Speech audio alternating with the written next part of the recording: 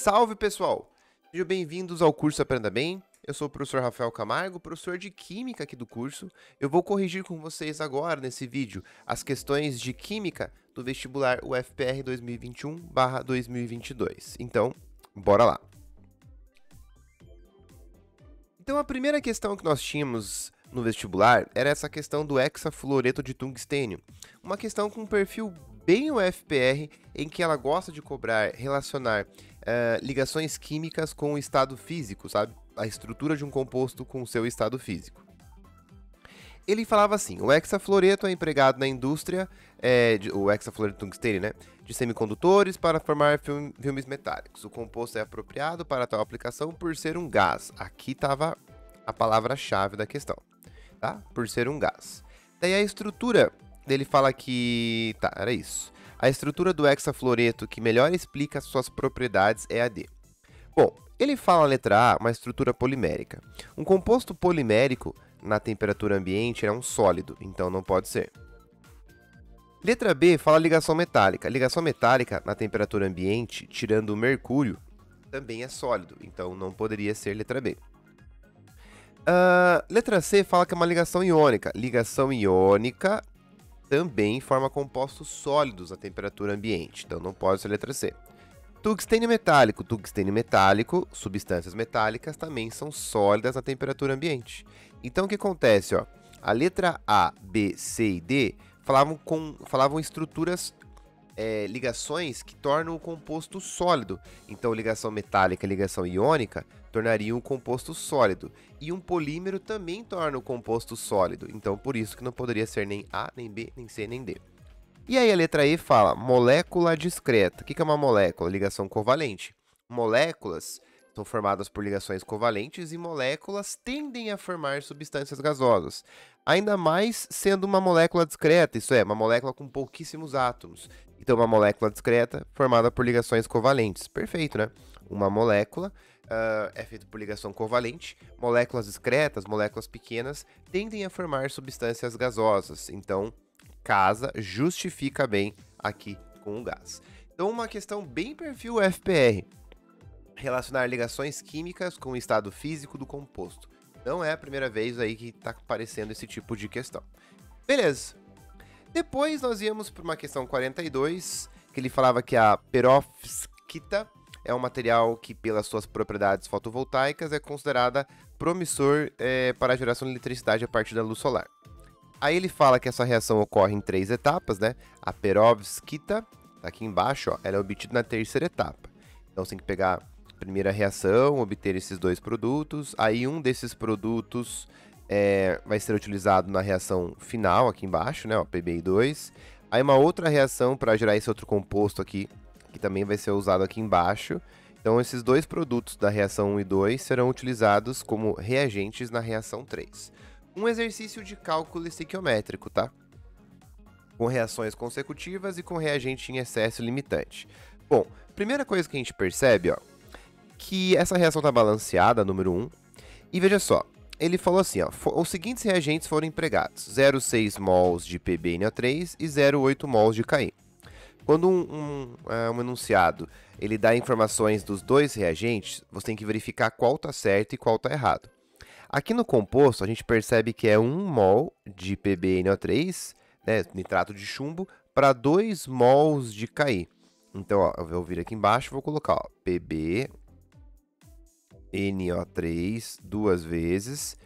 Ele tem 1 mol na reação devidamente balanceada. E o Ki tem 2 mols. Então, por essa reação, você percebe que a quantidade de Ki tem que ser o dobro da quantidade de PbNO3, exatamente o dobro. Então, se eu tenho 0,8 mols de Ki, deixa eu jogar um pouquinho para o lado aqui, ó. Ó, vou jogar aqui, ó. Então, o PbNO3 é 1 mol dele e o Ki tem que ter 2 mols, tem que ter o dobro. Como o exercício falou que nós temos 0,8 mols de Ki, quantos mols eu precisaria de PbNO3? A metade, né? X igual a 0,4. Como ele colocou 0,6, aqui ó, como ele colocou 0,6 de PbNO3, esse 0,6 está em excesso. Então descobrimos que na primeira reação o PbNO3 está em excesso. E aí a gente percebe que, vou pegar marca-texto, que o iodeto está com a quantidade correta, então tem 0,8 dele. A partir disso, a gente consegue deduzir a quantidade agora do produto. Por quê? Quando a gente sabe qual reagente está correto, a gente consegue achar a quantidade correta de produto. Ó. Então, se eu tenho 0,8 mols de Ki, ó, quando eu tenho 2 mols de Ki, eu formo 1 mol de PbI2. Então, como nós temos 0,8 mols de Ki, quanto que eu vou obter de PbI2? A metade. Vou obter a metade. Então, aqui, ó, esse PbI2, na primeira reação, vai formar 0,4 mols. Professor, como é que você fez essa relação mesmo? Ó? 2 mols de Ki reage com 1 mol de PbNO3. Eu tenho que saber essa proporção para ver qual reagente estava certo e qual estava errado. A gente viu que o PbNO3 estava errado, estava em excesso. Quem estava certo era o Ki. Aí, com o reagente correto, eu consigo deduzir a quantidade correta de produto. Então, é 2 mols de Ki para 1 mol de PbI2. Como nós temos 0,8 de Ki, vai obter a metade, 0,4 de PbI2. Por que você precisa do PbI2? Porque ele está aqui embaixo. Ó. Ele vai ser um dos reagentes necessários para formar a substância que a gente quer. Beleza? Então, o PbI2, sabemos a quantidade dele aqui embaixo. Faço a mesma coisa agora para outra reação. Tá, vou fazer a mesma coisa agora para a segunda reação, que vai obter ali o CH3NH3I. Agora, indo para a segunda reação, a gente vai fazer o mesmo raciocínio. Olha só, na segunda reação a gente tem ali ó, o CH3NH2, tem 1 mol dele, e reage com 1 mol de HI, segunda reação, para obter esse cara aqui, o CH3NH3I, que é importante para a terceira reação, que vai obter o cara que a gente quer. Beleza. Então aqui a gente percebe que a reação é 1 para 1.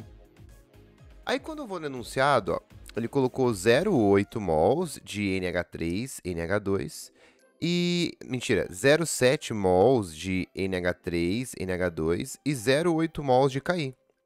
Perceba, se ele colocou 0,7 mols de CH3NH2, ele só precisa de quanto de HI? De 0,7 também.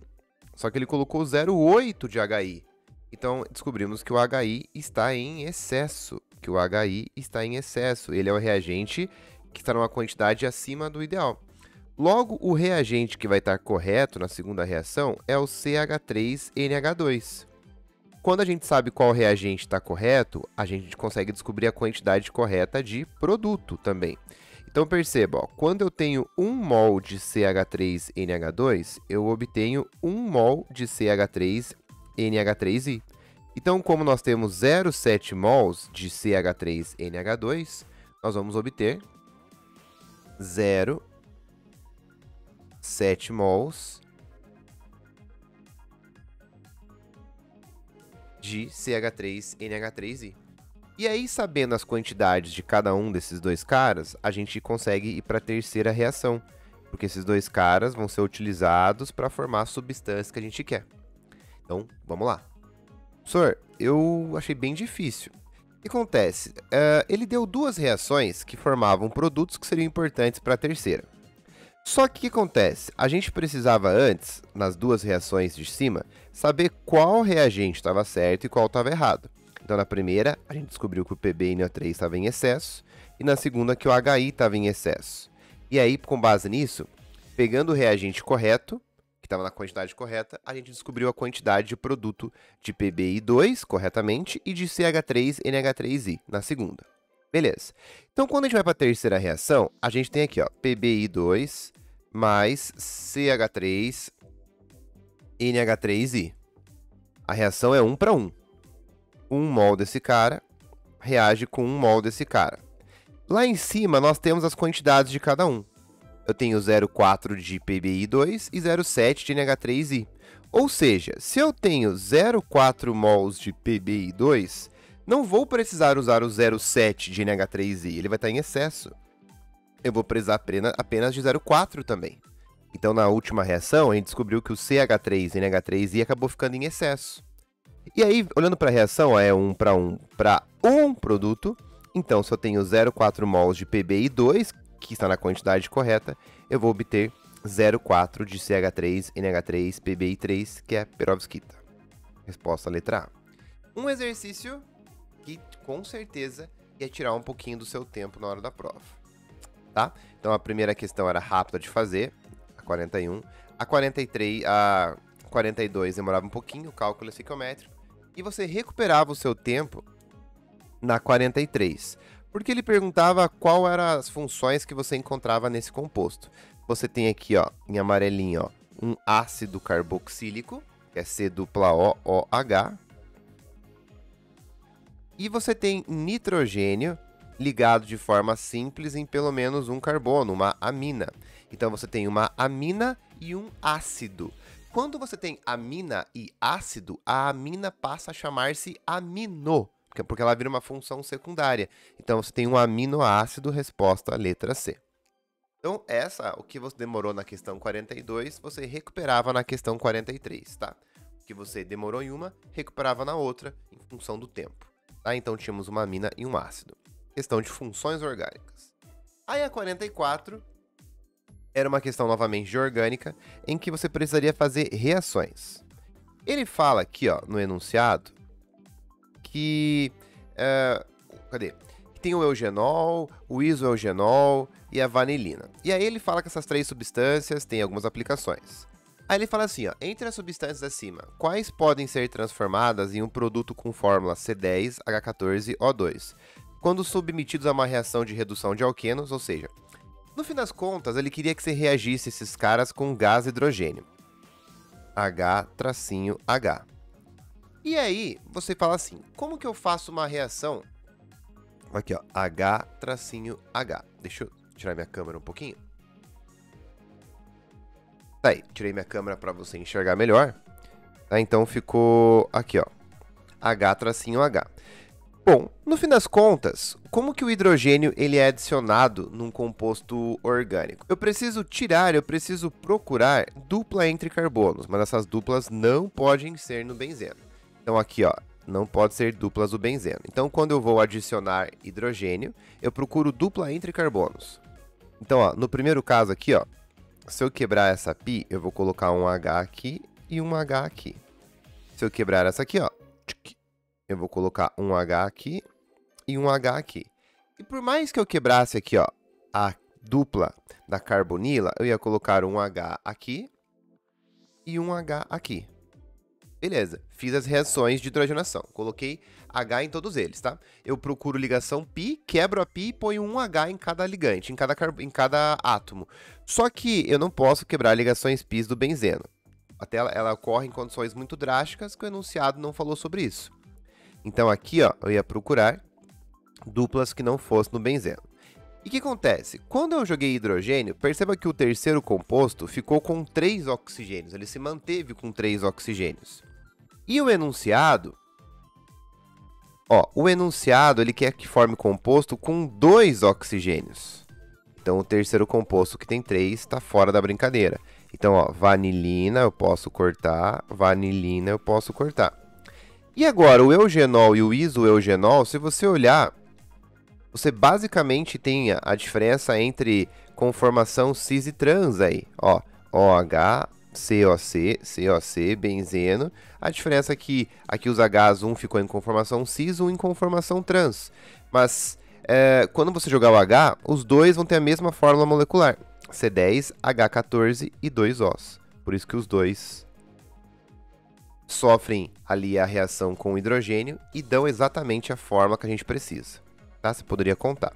Então, para resolver esse exercício, basicamente você precisa entender que quando eu jogar hidrogênios nesses 3 compostos, eu não vou tirar o oxigênio, né? Só vou jogar hidrogênio. E o terceiro composto aqui, ó, a vanilina, ela vai ficar com 3 oxigênios. E a gente quer um composto que tem apenas 2 oxigênios. Então, por isso que a vanilina foi descartada. E os outros dois aqui, se um tivesse certo, o outro também tinha que estar certo, visto que eles são isômeros. Tem a mesma fórmula molecular. Então, eles tinham inicialmente 12 hidrogênios. E quando eu joguei 2 Hs, foi para 14. E aí, os dois obedeceram ao composto que o cara queria formar. Um exercício de reações orgânicas, clássico também da UFPR.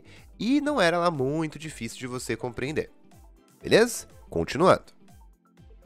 O 45 era um exercício aí de química ambiental, já mais ou menos os alunos do curso Aprenda Bem, eu já tinha comentado que eu esperava uma questão de química ambiental para esse ano, né, para esse processo. E ele falava sobre aterro sanitário. O que é um aterro sanitário? Você faz um buraco no solo e você vai jogar o lixo ali. Só que se eu jogar o lixo diretamente em contato com o solo, o lixo ele vai soltando seu chorume, vai contaminando o solo, vai liberando gases, vai contaminando o ar e ele pode também contaminar aquíferos, né? Então, se eu jogar o lixo aqui, ó, diretamente no solo, ele vai contaminar o solo, lençóis freáticos e o ar. Então, o que a gente faz num aterro sanitário? A gente isola o solo. A gente coloca um material aqui específico, que o enunciado está explicando, para que o lixo não entre em contato com o solo. Depois você tampa tudo isso aqui, né? Joga a terra depois por cima e pronto, ó. O lixo ele foi enterrado sem ter contato com o solo. E qual que é o objetivo de você não deixar que o lixo tenha contato com o solo? Impedir o vazamento do chorume e a contaminação dos lençóis freáticos. Então essa era a questão 45, tá? Ele falava exatamente isso, ó. Que eles usam o solo, ele é tratado, nivelado, selado com argila e manta de polietileno de alta densidade. E depois coberto com argila compactada. Qual que é a função de você selar? Selar quer dizer, qual que é a função de você separar o solo do lixo? A função dessa selagem é você impedir o vazamento do chorume para contaminar o solo, lençóis freáticos e tudo mais. Então, uma questão de química ambiental, uma questão bonitinha e tranquila, né? Beleza. E aí nós íamos para a última questão da prova, que foi a questão mais polêmica aí. E essa questão ele falava assim, né? Que a manipulação do clima tem sido usada por décadas sobre Pequim e regiões agrícolas na China. Para promover a chuva e diminuição, a poluição de particulados no ar e evitar granizo e destruição de plantações. Então ele falou que a China consegue manipular um pouco do clima em regiões agrícolas para fazer chover mais, diminuir poluição e tudo mais. Essa manipulação se baseia nas semeaduras de chuva pela dispersão de sais, como iodeto de prata, que atuam como sementes ou núcleos de condensação. Então, aqui o iodeto de prata ele serve para mudar o estado físico da água. Não é isso? Você quer que chova, então ó, ele serve como um núcleo de condensação. E ele perguntou o que faz esse sal ser utilizado? Então, uma das coisas que você poderia pensar é que nós temos um iodeto de prata. Qualquer aleto, né, halogênio ligado em prata, aletos de prata são sais insolúveis na água. Talvez esse seria seu ponto de partida. Então, letra A, ó, sal bastante solúvel? Não. Formado por íons e promover descargas elétricas nas nuvens. Veja, se ele é um sal insolúvel, ele não vai ter íons livres, porque um sal insolúvel, ele não vai dissociar na água, liberando os seus íons, deixando os íons livres, tá? Então a letra D também não faria sentido em função da propriedade do composto. Ser reativo e atuar como catalisador. O catalisador é uma substância que acelera a reação, não participa dela e... Então não é o caso do AGI e também a gente pode falar que ele não é reativo, porque ele não reage com a água, ele não dissolve na água, ele é insolúvel em água, então ele não tem afinidade com a água. Sobrava pra gente a letra B e a letra E. A letra E falava assim, ó, ser sensível à radiação solar e provocar fotólise da água. Quando você faz fotólise da água, o que é fotólise? É pegar a água e quebrar em duas outras substâncias. Tá? Então aqui você pegar, por exemplo, a água e ia fazer ela virar gás hidrogênio e gás oxigênio. E eu não quero transformar a água em gás hidrogênio e gás oxigênio. Eu quero apenas, olha só, mudar o estado físico da água. Então essa fotólise, ela está falando que a água vai fazer uma reação química. Não, eu não quero uma reação química. Por isso que a letra C também está errada. Eu não quero que esse cara reaja com a água. Eu só quero que ele mude o seu estado físico. Eu quero que ele mude o estado físico da água. Eu não quero uma reação química, por isso que a B, a C e a E também ficariam erradas. E a resposta mais próxima seria a letra B. Ele é um composto iônico, então ele é um cristalino, e ele vai induzir que a água troque o seu estado físico. Aí. Essa era uma questão a mais chatinha da prova, porque não tinha tanto conteúdo mesmo, propriamente dito, era uma questão meio de interpretação, de pegar uma característica daquele sal e tentar a partir disso buscar alguma influência nas alternativas.